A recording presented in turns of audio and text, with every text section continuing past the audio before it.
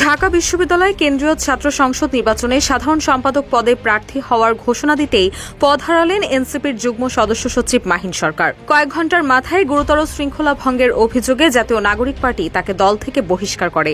আকস্মিক এই সিদ্ধান্তে ক্ষোভ ঝেড়ে মাহিন সরাসরি প্রশ্ন তুলেছেন, কার স্বার্থে তাকে চুপ করিয়ে দেওয়া হলো?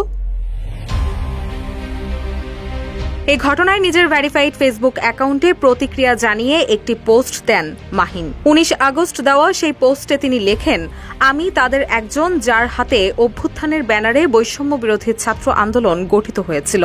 অন্তত আমার কথাগুলো বলার সুযোগ দেওয়া উচিত ছিল। অনাগত সন্তানের কাছে বলার মতো অনেক গল্প আছে উল্লেখ করে মাহিন লেখেন, আমি ঢাকা বিশ্ববিদ্যালয় ক্যাম্পাসকে আমার রক্ত দিয়ে রাঙিয়েছি। গান পয়েন্টে ৬ জন সমন্বয়কের কর্মসূচি প্রত্যাহারের পর বলেছিলাম মানি না। আমি সহ ৪ জন সমন্বয়কই বাকি সমন্বয়কদের বৈধতা দিয়েছে। আমি প্রথম পিলখানা হত্যাকাণ্ডের প্রেক্ষিতে ন্যায় বিচারে মাঠে নেমেছিলাম, কেউ আসেনি পাশে। আর আজকে কোনো কারণ দর্শানোর নোটিশ ছাড়াই বহিষ্কার করে দিলেন। আত্মপক্ষ সমর্থনের সুযোগ নিয়ে তিনি বলেন, গুরুতর আর্থিক অনিয়ম কিংবা চারিত্রিক স্খলনের মতো অভিযোগ থাকে, তারপরও সংগঠনসমূহে আত্মপক্ষ সমর্থনের সুযোগ দেওয়া হয়। আমি সে সুযোগও পাইনি। এটা সামগ্রিকভাবে নবগঠিত রাজনৈতিক দলের জন্য ক্ষতিকর হয়ে গেল।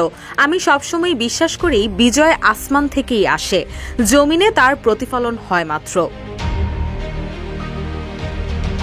এর আগে ১৮ আগস্ট দুপুরে ডিইউ ফার্স্ট নামে একটি স্বতন্ত্র প্যানেল থেকে ডাকসুর কেন্দ্রীয় সংসদের জিএস পদে প্রার্থী হওয়ার ঘোষণা দেন মাহিন সরকার।